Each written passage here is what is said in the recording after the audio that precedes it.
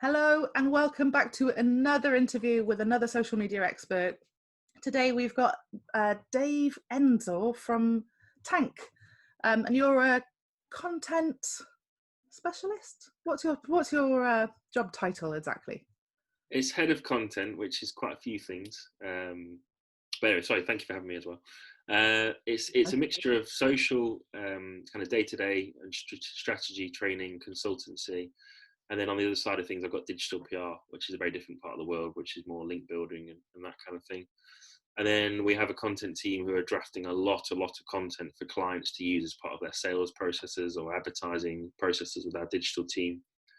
So a real mixture of stuff. And Tank as an agency was formed as a PR agency originally, Yeah. and we've evolved ever since to become kind of a full service in terms of digital and PR. So everything from SEO, PPC, social ads to the full remit of PR of what it was and what it is in terms of from press releases to getting speaking events and all that kind of thing. And then my role, as I mentioned, covers those three things broadly. So it's kind of really broad base, but really exciting and generally quite fun. No 2 days are the same, that is for sure. Yeah, that. But it's good. It's a good fun. It's a good place to work. We're in Nottingham normally, obviously in real world situation, but kind of a tight team.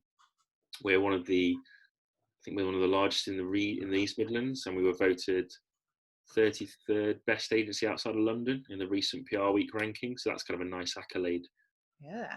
just a nice thing to sort of to add on, rather than we don't necessarily lead with those kind of things. We lead with our expertise, but just something nice to have and nice for people to know about us. So quite proud of Yeah. that one. Shows that you've been recognised as being amazing professionals. So Yeah, hope so. congratulations on that. Yeah. Yeah, thank you. Tell me a little bit about the kind of brands that you work with, the kind of projects that you might work on, you personally. So we're really interested in you and your job, Yeah, and the kind of work that you do today. So if you can give us a bit of an insight into that. it's a real mixture really. We have retained clients on social, and that varies from, we've got clients in software spaces, who operate there, and they operate in things like education, health, and social care, and all sorts of supply chain and ERP. And then we've got fitness clients who provide fitness equipment to both consumers and gyms. We've got some very regional leisure facilities in terms of like cinemas and that kind of thing. And then we've got what else have we got? It's just a real mixture really. We're not really specialists in any particular sector or region, which has always been Tank's way. Yeah. Um, and so clients often with social will either ask us to look after it for them on their behalf, or they'll usually want me to train them on a semi or ongoing basis to give them the latest insights into what they could be doing. Obviously, keep them aware of the changes in the markets and how these things change by the hour, it seems sometimes. Yeah. And then also just give them hints and tips on best practice. And I think I don't know what other people will think when they watch this, but I often feel that it's surprising what you know as a social media manager more than what actually the other people out there who may have just come across it don't know. I think there's people. I think social media managers need to be aware that they probably know far more than they actually realise about their jobs. And I think sometimes when you relay that to someone who's new to the role, or a marketing exec or whoever it may be, that you'd be surprised about how much knowledge you can pass on Oh, just by what yeah. you've picked up over the years from Facebook groups of other social media managers, or just reading Matt Navarro's tweets. He's like social media king. So that's kind of a real broad mix of what we do for social. I especially really enjoy the training and consultancy side of things. I think I really enjoy looking after people's channels or brands' channels, but I think it's great when you actually can give the tools to the person in house to then go and deliver it themselves. Yeah. That's to me, I get a real kick out of that when someone says, "Oh, we'd implemented your ideas, and then we did it after 2 days, and we got these results." And I think I get It's a brilliant feeling, isn't it? Yeah. yeah, it's so good when you hear that kind of feedback, and I'm a big fan of that. And then in terms of like what we've kind of one project we did, which was a short-term project, we sometimes help clients launch themselves on as part of a wider campaign and use social as part of that. And we helped launch the charity called Same You, Right. which people may not have heard of the charity itself. It's a charity around brain injury in young people, and I think it's like under 18 to 35, something like that. But it was co-founded by Emilia Clarke of Game of Thrones fame. She's the mother of dragons, for anyone who's a fan of the show. I won't say any spoilers, I'm sure, but people have watched it. But she co-founded the charity because she herself suffered a brain injury, which no one knew about until she announced it about a year ago. Wow. The brain injury was about 10 years ago. I think it was like it was after the first season of Game of Thrones, and she was very, very ill, and we helped her launch that charity and her team, and that was an amazing feeling to launch a charity and then see the posts just go wild, because obviously, you know, she's who at the time, it was just before the launch of the last season of Game of Thrones. She was, you know, hugely famous, prime spot, and it kicked off with one major piece of coverage, and then that snowballed around the world. Then us managing the channels at the time, it was great to see that. So that's kind of something we're really proud of. Oh, that must be really satisfying to see that take off and know that you're doing some good in the world as well. Yeah, exactly. It's nice to do a bit of both, actually see some good results, like you say, and also know that, and the responses of people on the channels at the time, you know, they were saying things like, I'm so and so, and I've had this experience myself, or my family's been through this, and showing that someone who was at the height of their fame, you know, still famous now, obviously, but really massive right before the last season of what was probably one of TV's biggest ever shows, to come out and say, I've been through that as well. And it massively resonated. And so we helped them launch and then sort of put them in place to carry on, and they're doing great work now. See, I think that's a really underrated part of the job, I think, is when you know that you're doing something that like being motivated by, obviously we need money to live and we want promotion, we've all got our own goals, but being motivated by making someone's life better is like, that is part of the job sometimes, depending on who we're working with. Even if you're working with a small business and you're kind of motivated by the fact that, you know, you're helping people to be employed, or I've worked with like disability charities and local services, and there isn't anything better than that feeling of like, I'm actually contributing. I'm not just banging out strategies and they'll work. Yeah, definitely. I think as well, because obviously, and it relates heavily to the charitable world, but also people now are more bothered about the place they work in terms of what it stands for, what it does outside of work, what it offers to their community, whether that's locally or, you know, as a tangent to their day-to-day work. You know, are they doing something that makes the world a bit better? Because especially, I don't know what these generations are called these days, but Gen Zs, I think, people under 25, they want to work for places that have values.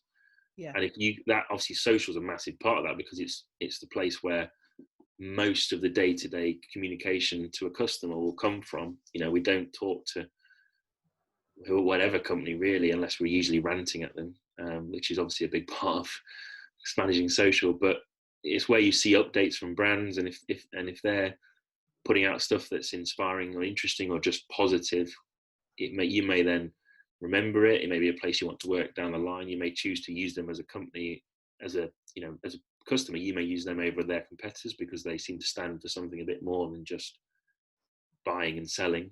And also as well, it's also the small things. So if you're managing your channels, and I try and take wins whenever I can, because as I alluded to, you know, we do get, as social media managers, and I'm sure you know, we'll get those messages from angry customers or upset customers who, rightly or wrongly, will have something to say, whether they're being out of turn or not. They're still putting it publicly, and obviously it's got to be dealt with.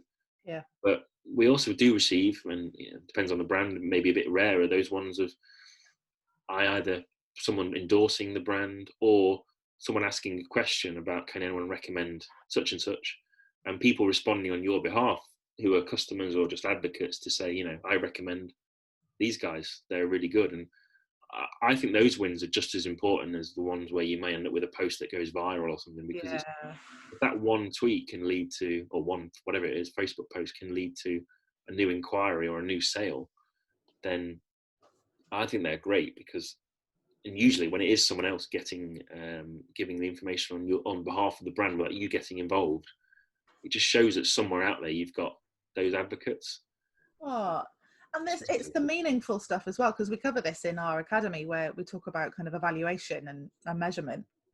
And measurement is fine, but it needs context. It needs a story told around it. And sometimes just that little recommendation from someone warrants like top line mention in your reporting, whoever you might be reporting to say like, this actually means something. This is the value of this is way more than, I don't know, 60 members of staff liking our post, which can happen in some corporate organizations where all their engagement seems to come from the same sources.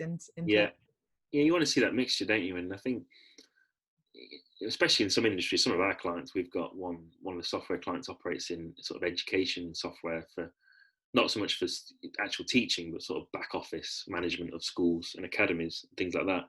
And we've had quite a few occasions where their audience have tagged us after someone's asked the question, who can you recommend for budgeting software for this school? And they tag our client, and we're in charge of that channel. So we then just make sure we've engaged with that in a positive way without trying to push it too much, and then send it on and go, look, these guys are talking about us again. We've got more and more advocates, and just sort of send it to the marketing team at that client to say, oh, by the way, are the people who mentioned you, are they big customers? Can you do something down the line as like a random act of kindness for whether it's just, some chocolates or, those things that do matter, because they took the time to log on, see the message, whatever it was, a tweet or whatever, and respond and say, I recommend these guys because they do a good job for me. Yeah. And you can't get much better than that, really. No, I love as well that you make the point of making use of that as well. I think a lot of the time you can kind of get a nice result and you go, job done, lovely, let's get on to the next thing. And that's my inclination all the time. But sometimes we work with a client who's a housing association, and they just went on Facebook and sent like whoever was the nicest person who'd done the nicest thing during coronavirus, they just sent them a bunch of flowers. And it's kind of such a small thing, but it's quite a human act, and kind of not just seeing it as social media management, but seeing it as the potential to start little relationships, bring a little bit of joy. I love that. Yeah, I think the where people sometimes fall foul with social is they think of the transactional approach. They think it's, publish and you shall receive whatever you're looking to receive, whether that's, hundreds of inquiries because of your one tweet. Well, it's obviously not the case. It's a process. It's got to be strategic. You've also got to be partially reactive when the time comes, whether that's positively or negatively, depending on either real world events or something that's happened to your business that you need to respond to. And I think people just, and it's a hard process for senior members of businesses to be persuaded otherwise, to say, well, why are we joining this trending hashtag to post 10 funny tweets when actually we should be saying new product launch today? But obviously, we as social media managers know that we're building brand and we're not building a sales pipeline directly necessarily. If you're going to do that process, then you just spend all your money on ads. And we've all seen some of the big brands that do social very well. They obviously will put money into ads. The ones that spring to mind to me are things like Innocent and Paddy Power, who've got great voices. They know exactly what they're trying to achieve. Yes, they've got bigger budgets than most people have, but also they're putting just as much effort into their organic as they are doing with their ad strategy, I'm sure. Yeah. And I think it's about they're not, yes, all right, they want you to follow them and either buy a smoothie next time you're in the shop or go and place a bet on the next sporting event that you're watching. But they're engaging with an audience, they're interacting, they're not just going, here's the odds, buy it, or bid on it or whatever, or here's the next smoothie we're launching. And obviously Innocent do that, but they do it in a kind of tongue-in-cheek way, so it's quite pointed and obvious. But they're trying to create an emotional response which encourages you to follow them in the first place and then stay following, because it is, a few years ago people didn't really unfollow brands, especially on things like Facebook, but nowadays we're like, well, I've had enough of them now, don't want that. And obviously the algorithm will usually peter them out, but actually people are far more savvy and aware of what they can and can't follow. And I think that matters a great deal when you're posting something that just goes beyond the sales side of things and actually creates a community or creates some fandoms that are going to engage with it in the same way. Or in the likes of Paddy Power, they'll purposely rile up a particular football team, so opposition fans to that team will then like it and find it hilarious. And obviously that's kind of one of their brand traits, I'm sure, is to be, I don't know what the word would be, but it's something along the lines of being cheeky or provocative.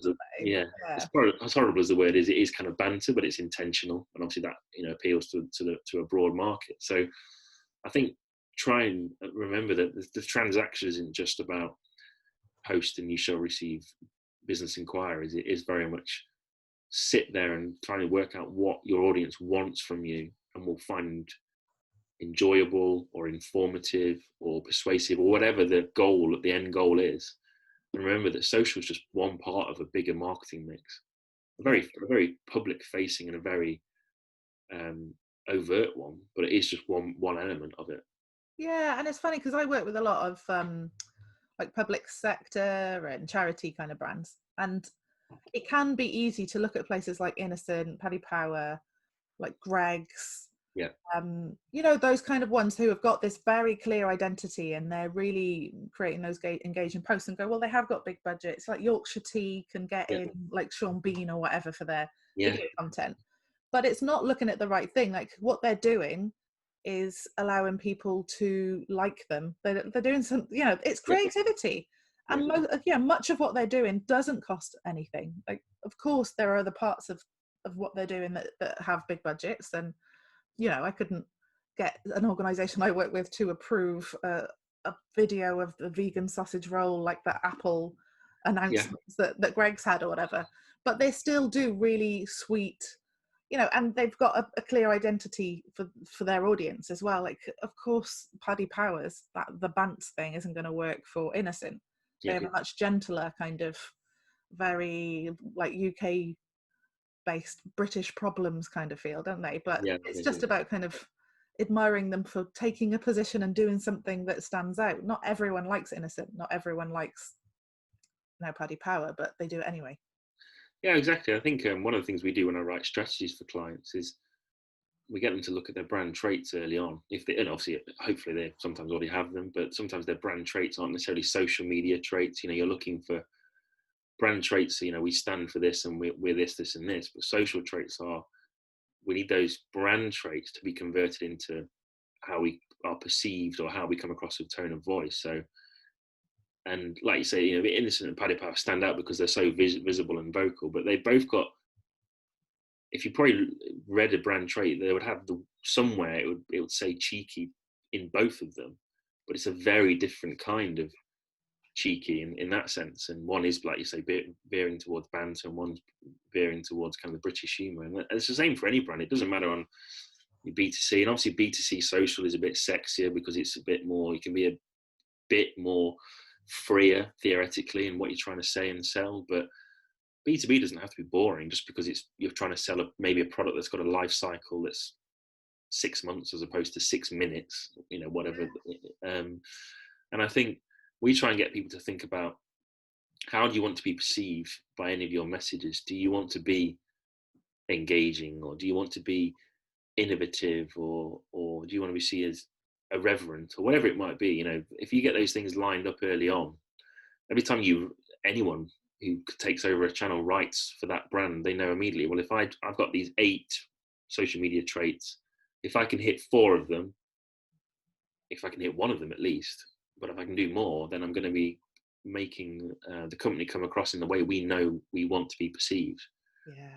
Because our research behind that tells us that people want us to be seen as this, that, or the other. And that is so much more effective than one of those big weighty like tone of voice guides that's really prescriptive and we must always use this terminology and that kind of stuff, which it's still going around. You know, I still work with organizations who have got these things that sit on their intranet and never get looked at. It's just like metaphorical dust building up on them. But that's much more instructive, isn't it? It gives you a direction without sapping your creativity and your ability to adapt to your audience, I guess. So I think so. And I think you don't need that if it's just voice. You need like 1 page which could say, you know, we are this and we talk like this, but please try not to go down that far. You know, we are confident, but we're not arrogant. And that's what you need to say, because then people will go, well, okay, I know the limits of that. Yeah. I know we can say maybe we could say, even it's the business side of things, we could say we're the best, or we're a market leading company. We might not say we're the best and everyone else is rubbish, and that's obviously, you would never do that anyway because it's irrelevant. But I think it gives you a scope to say, and this is what we can do. And I think there needs to be a bit of freedom with social media management, because you have to be reactive on, depending on what brand you are and what's happening in your industry or otherwise. And obviously we've all had to be adaptive lately because of COVID and things, which is try not to mention it, but I think I've broken my own rule there. But yeah, we've had to adapt to it just because of the way of the world, and you've got to acknowledge that we're all in different situations. But so your plan would have been to a point accurate, but then you've got to go, well, actually that third of it needs to be tweaked because of this or the other. And yeah, and if you've got that plan that's much more about kind of your values and what you represent, then it's easier to adapt, I guess. Like, yeah. I'm thinking about when you do that, how it sets you apart from your competitors or others in your field. And I don't know if you come across Doncaster Council. Again, I'm in the public sector space, so I'm obsessed with public sector social media, but Doncaster Council do this amazing sassy tone of voice that you just wouldn't expect from a council. And they do a lot of like thread storytelling on Twitter. And when COVID hit, they were still using that style. They weren't demeaning or underestimating how important the message was, but actually more people were getting involved with their thread storytelling about an exploding whale that gives you the message to stay at home and wash your hands, than they would have if it had just been your standard public announcement. And even we do that as well. Like I have sometimes sleepless nights, and then I end up doing things that I just think I retrospectively go back into our values. But like, I've hired Shaggy to do a message to comms people, because like corporate comms are my audience, and and like just commissioning jingles and things. It's part of our identity because we're supposed to be creative and playful, and it fits. If that's what your organization is or your brand is, then it's always going to work when you try it out. I think, definitely. And I think also, if you can, it comes back to being part of something bigger, that if you can use platform if you go to a big platform, or even if you don't, if you have a platform with a targeted audience, is how you can use that to do something a bit more. I think the good example I saw recently was, it feels like ages ago now, but I think it was the last football transfer window. You had AS Roma, and their social, I think their Twitter especially, but their English audience social accounts are very strong for a Rome-based football team. But they were doing it where they announced their transfers alongside images of missing children, which is obviously quite a strong topic and very, very deep. But they know, well, we've got a reach that's beyond compare. We're a massive football team. We're in the capital of Italy. We've got an audience that goes beyond Italy just because we're known about. We have some international presence, and they were using their channels to announce these new players, or it was either new players or squad members. But I think the point of the post was largely irrelevant. It was the fact they were combining it with such a powerful message. And obviously, not everyone has that reach, or even that maybe not appropriateness for to do a message like that. But you've got to. There's always small things in your little wheelhouses where you can say, well, actually, we can do just this locally, or we might even only have 50 people this directly affects. But if we can do that, and then we can use that privilege as much as possible to get a message out there, whatever that message might be. And it doesn't have to be as strong as something like that. It can just be, even be like, I think it was it the one that went viral recently, which was I think it was around littering, wasn't it? It was. Yeah. Was that Yorkshire? I can't remember. A few of them did it, actually. I know Cheltenham did it, and I think another, definitely one in the north had done it. Don't be a tosser. Put your litter in the bin, and it's just and that obviously it's combining humour, and it's nowhere near as deep as what Roma were doing, but it's still trying to be a bit more positive. And I think we'll see more of that down the line as brands, businesses, councils, organisations realise that they can affect change in whatever level through social, because of. I think, I don't know if it's an anecdotal thing, but I feel like things have gone viral a lot more lately, just because we're probably more screen time on our phones more, and I think people are taking advantage of that and are unable to put out a message that, whether it's intentional, they're trying to get it to go viral, and obviously trying to get things to go viral is a bit of an oxymoron in the first place, because when someone asks you that, you're like, well, it Yeah. depends. But I think it's just nice to see that brands are trying things that have been different. They're still trying to put out their core messages, but they're not afraid to do more. And I think, Yeah. I mean, this brings me on to the topic of bravery, really, when it comes to the social media manager, because when you think about like the missing persons thing that you mentioned there and the don't be a tosser thing that the councils were doing, there's a social media manager there of whatever description who has probably had to fight for that, who has had to either do it without asking, has had to fight for the right for it to be understood.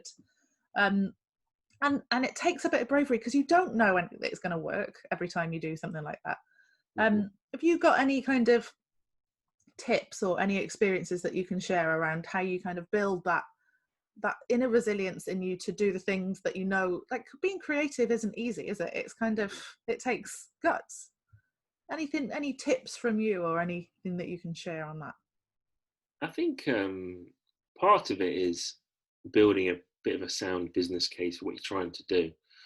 And I will answer the question. I think the answer that one of the things that pops out into my head was when Burger King did a tweet, I think it was a few years ago, and it was the one where Kanye West had done a tweet saying he prefers McDonald's or something like that. Yeah. And they'd quote tweet it and said it explains a lot. Now, actually, in retrospective, it looks quite bad because of all the things that's gone on with him lately. But at the time, it was like, okay, that's quite clever and reactive. And I think the agency had done it, and they'd gone to the client and had approval quite early on. Now, obviously, that's a relationship that clearly works well. I think, as I mentioned, it does look a bit problematic recently, but the idea behind it was quite sound and quite clever.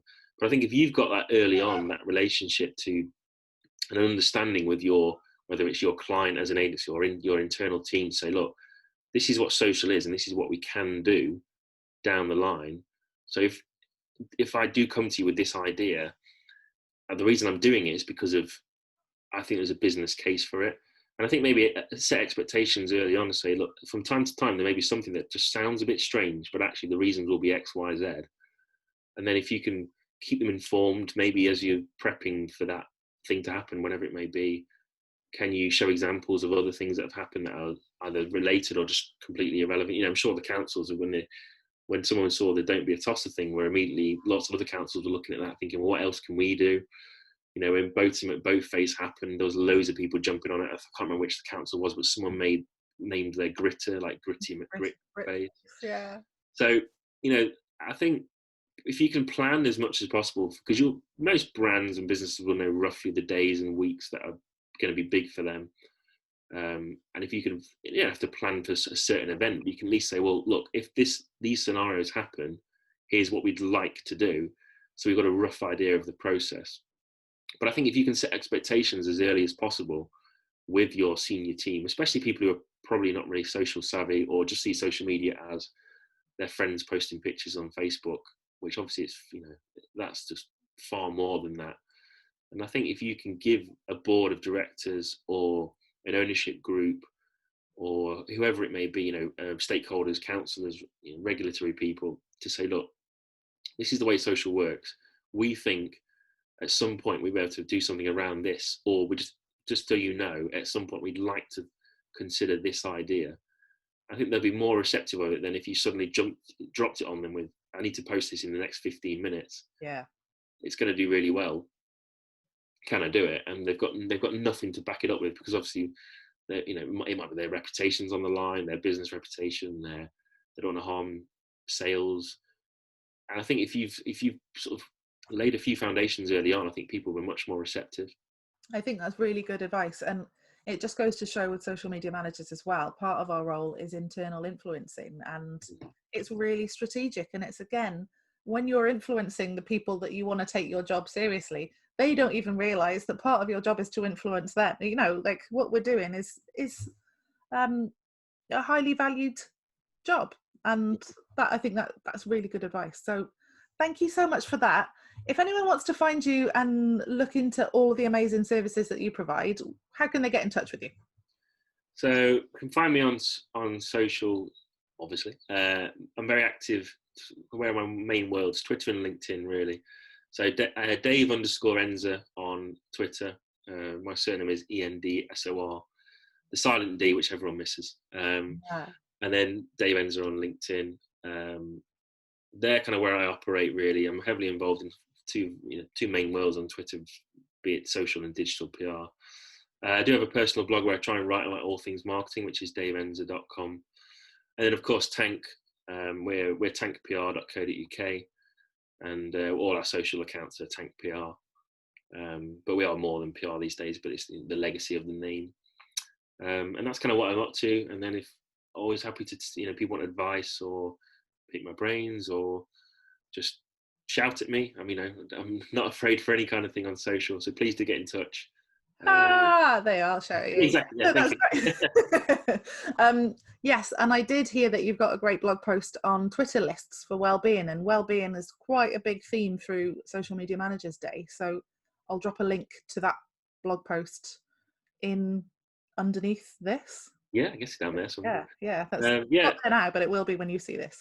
Yeah, it's very much about just using a small idea I had was about using lists for wellbeing. I think we're all, especially Twitter, where we can follow too many people, and because you engage with the loud ones, generally the loud ones staying at the top, and if the loud ones aren't with the people you necessarily want to see more of, you need to remove them and put them in a list and look at them at your own leisure. And I suppose that leads on to like one small final piece of advice is try not to take things personally if you're looking after a brand. I think there was a good example of that, wasn't it, when Yorkshire Tea had that scandal. I say it wasn't a scandal, it was just people kicking off at them because certain people didn't like the fact that a politician was using their product, but they did a very honest tweet about it and said, there's a real human being behind this account. Try and remember that, and people need to remember that. But also I think social media managers need to remember that it's generally not a personal thing, and it's really hard not to think like that. But if that's something you can think about at the end of the day when you turn your computer off, and that's the hardest thing to do as a social media person, is turn any device off. Just remember that it's not necessarily about you. And if you can take some small positives away from whatever work you've done, always try and focus on those wins, big or small. I'm a big believer in, having a win sheet that you can refer to when you're a bit low, or even just, if you've got it from an internal process for appraisals or things like that, you go back and look at all these things I've done throughout the year. Actually, I've had a good year, and try and keep that as front of mind, because social can be it's a strange place, isn't it? So just take the positives as much as you can. That's a lovely idea, and I think a lot of us have to have quite a few positives to drown out some of the negatives as well. So to have something like physical that you can print and put on the wall or just remind yourself of is a really nice way to counteract all the shit. Exactly. Yeah. Yeah, definitely. Well, thank you so much for joining me. It's been brilliant. Lovely to pick your brains in this one, and hopefully I'll get to chat to you in real life one day. It'll be good. Yeah, I hope so. Yeah, one day. Thank you so much. Thank you. Take care.